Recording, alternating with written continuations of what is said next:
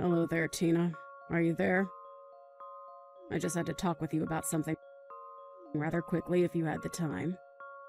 You do know about the family vacation that we're all going to be going on soon, don't you? I was just curious if you were actually thinking that you were going to be coming along with us. I guess what I'm really trying to ask is that you don't really think that you're a part of this family, do you? Because if you do, then I really just think that you need to wake up and face the real world. You are a nobody to us. You're nothing. And you are certainly not, nor will you ever be a member of this family. Hello, Rachel. It's just so lovely to hear from you. Thank you so much for double-checking my schedule. Yes, I was, in fact, thinking of going on the trip, if you must know. After all, you were all going to go in our car, isn't that right? Yes, we were going to use your car, but I don't see why you think that that gives you a right to come along with us. I mean, do you really need to tag along? Well, it's been a long, long time since my husband and I have gotten to take a trip. But I remember that Dan mentioned wanting to stop at a nice brewery that was going to be on the way and asked if I wouldn't mind driving so he could drink a little. So actually, another reason why I was going along is to make sure that everyone can have safe, responsible fun. You actually have nothing to worry about, you see. I'll be the one driving. Oh, please. What kind of stupid little excuse is that? Is that really the best you can come up with? You think you deserve to go with us just because you can drive? Anybody can drive, you know? Sorry, did you even read the other messages I sent? Or did you just zero in on the bit that you didn't want to hear? Don't you get smart with me, young lady. I just want you to realize that you are not a part of our family and you never ever will be. So quit trying to force your way into this vacation when you don't even belong. Don't you understand how rude you're being? I really don't think that I'm being rude at all. If anything, you're the one trying to put me down and make me feel bad. But I'm afraid if you're not really going to change your mind about me at all, then all I can ask that you do is just have the patience to see the trip through to the very end. After all, it isn't like we all go on trips all the time together or something. Well, of course we don't all take trips together more often. Who in their right mind would want to go anywhere with you, huh? I fully understand what you're saying right now, Rachel. I have my own thoughts on the matter as well. But I don't think that we should be having this conversation via text. Maybe we could meet in person and talk? Because otherwise, I'm going to pick you all up in the car tomorrow at the time we all agreed on. I just don't get what my little Dan was thinking. I mean, what drove him to marry a no-good, nasty woman like yourself? Not only is your personality awful, but you're older than him as well. I mean, he must have so much patience in dealing with you. You know, he used to date gorgeous women who were younger than him and knew how to show respect to their mother-in-law. Maybe if he had married one of them instead of you, then I would finally have a grandchild by now. Sorry, are you talking about the ex-girlfriend that Dan had who stole all of his money and then ran away? I don't really know all the details of why they broke up, so don't go quizzing me about my own son's love life. All I'm saying is that my son would be much, much, much better off with a woman who is younger than him. If all that matters is age, then I guess that means I'm better for Dan than you are, isn't that right? Or am I misunderstanding the point that you're trying to make here? Of course, that wasn't what I was trying to say, and you know that. Ugh. You really can be such a frustrating person to deal with, do you know that? I knew that I should have never ever allowed my son to marry someone like you. Oh, I know exactly what you meant, but would you like to know how? It's because you've complained about my age to me over and over again. I mean, aren't you bored of having this same conversation all the time? I don't even need to guess at what you might say next, because we've already done this several times. And I'll say it as many times as I need to for you to get it through your head that you are too old for my son and that you were never going to be a part of this family. If you don't want to hear the truth about the matter, then you can just pack up your bags and leave. Otherwise, I'm going to keep pushing and pushing and pushing until you're at the very end. The very end? What are you talking about now? The very end of what? The very end of your wits, of course. And then you and Dan will finally get a divorce and I can start working on trying to set this family straight again. That's all I really want out of this. So basically you're telling me that your whole purpose with treating me this poorly is just to get me to divorce Dan? Well, I don't know how many times we're going to have this conversation in that case. But if you are going to be saying the same things over and over again, then so will I. And I am telling you for the I don't even know how many time that Dan and I aren't getting a divorce, okay? So don't bother waiting, don't hold your breath, and don't think that any kind of miracle is going to happen for you. Well, we'll just see about that, won't we? I wouldn't be so confident if I were you. Well, I don't need confidence when I know that Dan and I have no intention of splitting up ever. I just know it won't happen. Anyways, if this is all that you're going to be saying to me now, I think I've had my fill and I'll be taking my leave now. I'll see you tomorrow when I go to pick you up with Dan. Hey, you were standing right behind me, weren't you? I know that it was you behind me in line. You pushed me into the bathroom and were holding the door closed so that I couldn't get out? What on earth are you talking about? I didn't do anything, dear. But I guess it was bad fortune that someone just let that big, heavy crate slide right in front of the bathroom door, trapping you in there. But at least you won't have to worry about needing to use the toilet since you're going to be stuck there for a long, long time. What is the matter with you, Rachel? Is this supposed to be some kind of prank or something? Because it isn't funny. What are you trying to pull here?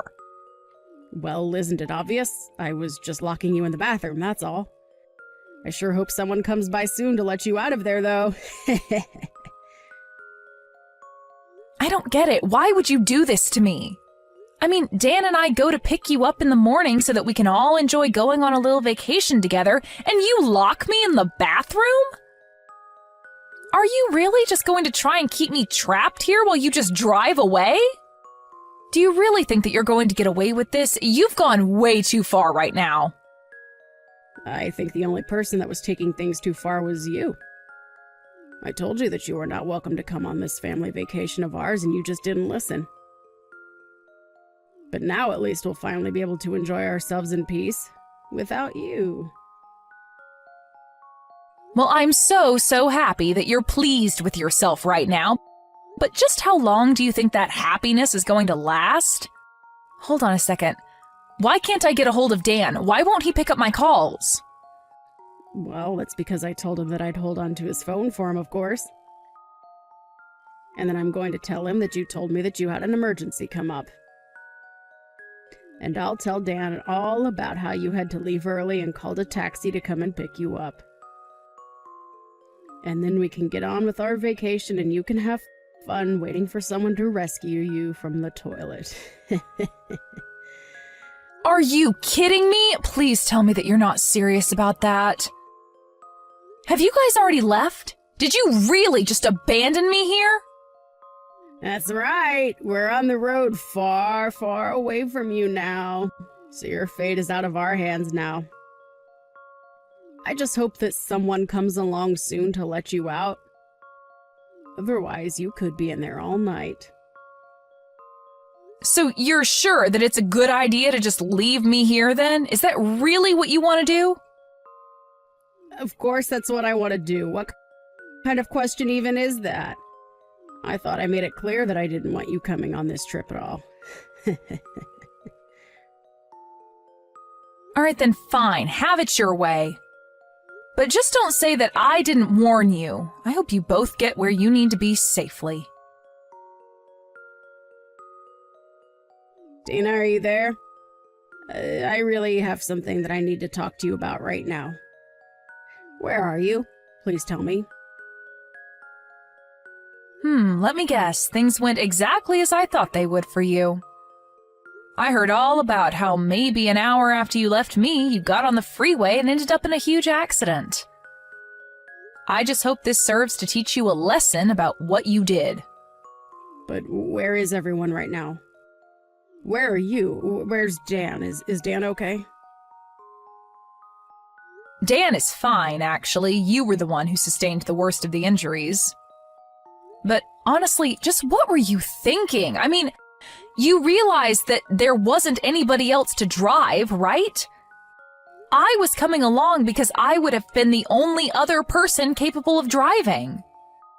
But then you just had to go and pull your little prank and put our family in danger in the process. Tell me though, was it worth it? You have no idea what you're talking about at all. I was in the car. I know how to drive. Oh, really? Do you? Because if you did know how to drive, then just how did you all end up in that accident then, huh? I mean, you're lucky that you got away with just having your hip broken. You could have lost your life. Don't you realize that? You were acting like a complete idiot, and lo and behold, something bad happened to you. What did you just call me? How dare you say that to me when I'm the one who got in an accident? I mean, sure, it had been maybe a decade since I last ever drove, but still, a car is a car and I know how to drive. I just didn't think that there'd be so many other cars. And I forgot how fast you have to go on the highway. So basically, you didn't know how to drive, is what you're saying then. In fact, is your driver's license even still valid? Or were you just driving around with an expired license? You know that means you could be arrested for what you did, don't you? Wait, what? You think that I'm going to be arrested? I mean, you were the one who was behind the wheel of the car. Who else would be liable? Dan and your husband were drinking, so they weren't going to drive, and the only sober person there was you. But you clearly don't know how to drive anymore, and you don't even have a valid license. You were driving, you caused the accident, it's your fault. But that isn't fair. It's not like I forgot how to drive. Besides, it's not my fault that I can't get a new driver's license. It's those darn people at the DMV who refuse to renew it for me.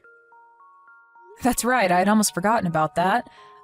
I remember you mentioned that before Dan and I were even married. You mentioned how you told me that you would never be able to renew your license again. Not only did they think you were getting too old, but you had too many strikes on your last one. But it isn't fair. They sent me to their stupid little driving school. I took all their classes and they still had the nerve to not give me a new one. Surely you must agree that this is horrible, right? I mean, who are they to tell me that I can't drive when I know that I can drive perfectly well? Am I really going to be arrested just for a little fender bender? Fender bender? Rachel, you are literally in the hospital and unable to move because of the accident that you caused. Not only that, but you could have seriously injured your son and husband. How can you be so focused on yourself when all of that might have happened? Well, I guess that does make some sense when you put it that way. And that's why I was telling you that I needed to be there to drive. But you had to act completely delusional. You locked me in the bathroom and then just drove off without me. Please, Tina, there's no need for you to take this kind of tone with me. Don't you think I've already been through enough with all of this?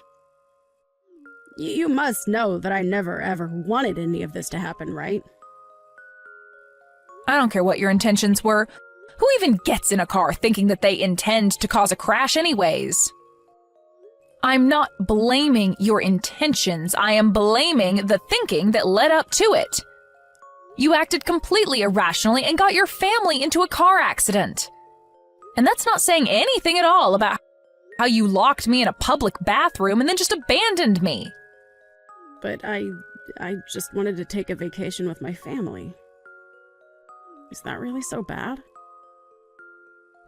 But you didn't even get to have that vacation. You all didn't even make it to the destination we were all supposed to be at by now. Why couldn't you have just waited until we all got there before you started trying to bully me? I understand that you didn't want to be around me and that you were worried that I was only going to annoy you, but surely being annoyed has got to be better than being injured. And to think that this is going to be the last real memory we have together before Dan and I cut you out of our lives entirely. Wait a second, what are you talking about? Why would you and Dan cut me out of your lives? I've already talked to Dan about it, Rachel. I told him all about the horrible things that you say to me. And now, with all that's happened for the vacation, he just can't tolerate you any longer. In fact, he was already going to talk about this with you before we even went on the trip, if you must know. Hold on a second. Now that you mention it, Dan did say that he had something important he wanted to talk to me about.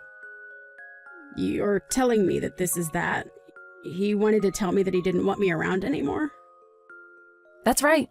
And there's one more thing that you should know, Rachel. I'm pregnant. Wait, what? You've got to be kidding me. Why am I just hearing about this now? You're only hearing about it now because I know that letting you know any sooner wouldn't have been good for me or the baby. I mean, do you have any idea just how stressful it already is talking to you like this? I knew that if I told you I was pregnant, you would be trying to control my life. I talked to Dan about this and told him that I don't know how I was supposed to go through with this if you were going to be constantly breathing down my neck about every little thing. So we talked and said that the best thing to do would be to put physical distance between us all. So we're going to be moving away. But this is all so much. I can't handle all of this news at once. How is this happening? It's happening because we didn't want you to know a word of it, but now that we're about to cut you out of our lives anyways, it doesn't really matter. That, and you never even gave me a chance to speak about my life to you. You were always just interested in putting me down. But now you've gone and made a mistake that can't be undone. And in doing so, you've confirmed every fear about you that I've had. And you've shown your son and husband that you're nothing but a mean bully who doesn't deserve the loving family she has. But wait, Tina, please. If you're pregnant, then this changes everything. I mean, can't we just pretend like nothing ever happened? We can just put all this behind us, can't we? Why didn't you ever tell me about this? I literally just explained to you why I didn't tell you. Did you even read the messages that I was sending you? I told you that you were just going to try and interfere with our lives even more if you know that I was pregnant. Dan and I were going to use this as the chance to cut you out of our lives. That's why you didn't know about it until now. But then you mean you're not even going to let me meet my own grandchild? Well, it's going to be hard for you to meet them anyways if you're behind bars for what you've done. Please don't say things like that. You really can't think that they would throw an old lady like me in jail. I'm sorry, but the law is the law. Do you really think that you're above just because of your age? Either way, you're not going to be our problem anymore. We want nothing to do with you ever again, and we are going to be cutting you out of our lives. Whether or not you get arrested after this, it really makes no difference to me at all. Just wait, Tina. You can't be serious about this, right? I mean, you're really just going to abandon me during my time of need like this? Please, I had no idea that you were pregnant. That really would have changed everything. I promise that I'll change. I'll help you raise them well. You have to believe me. We do not want you to have anything to do with our child at all, Rachel. That's the whole reason we're going to be moving as far away from you as we can. Just stay out of our lives and don't come looking for us. Do you understand? So then you're really serious about all this? But I never even gave Dan permission to do this. You can't just leave me! I'm afraid that we've already made up our minds and we're going to be moving out. That is final. Just remember that you're the one that's going to have to explain all this to your husband. You're going to have to tell him that you were so horrible to me that you pushed me and your son away to the point that we never want to see you again.